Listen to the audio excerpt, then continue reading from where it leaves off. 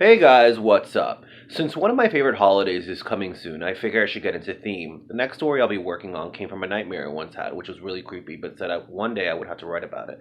The Castrater. Episode 14, It's Gonna Be a Killer Night, Part 1. In this episode, it basically starts off from the last episode where there's a knock on the door, and right after this segment with Emma, and they all, Zach, Jacob, and Timothy all look at each other and they're kind of freaked out.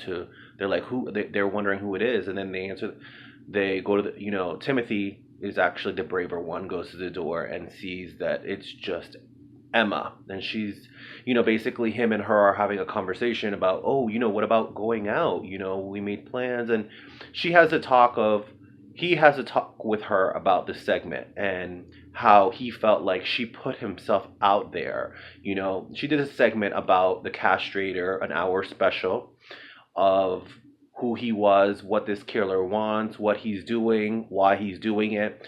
But she also mentioned Timothy, and she put him out there, and now he's having a conversation with her saying, why did you do that? Do you have any idea how dangerous that is? And she's like, oh my god, I'm so sorry. She didn't realize it because she's so driven by her career. As it continues, she apologizes and he accepts her apology. They both walk into the hotel, and she's like, we need to, we should just go out, make it a night, and they actually all do it. Zach is a little bit hesitant at first because he's like, how are we going to go out when there's a serial killer out there? It's not really, it's not, it's not a, it's not a good idea at all. It's not even a logical thing to do. But there's a curfew, and then Emma's basically saying there's a curfew. Don't worry about it. All the clubs and bars are closing at 9 o'clock, so we'll know.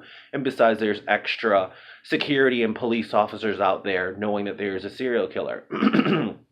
So they all decide to actually go to the bar, and a lot of other things happen in this episode that I think were very interesting and a little controversial. They at the bar there are these people protesting that are Christian freaks, basically saying God hates fags and death penalty for fags and stop AIDS, that the castrator is just cleaning up.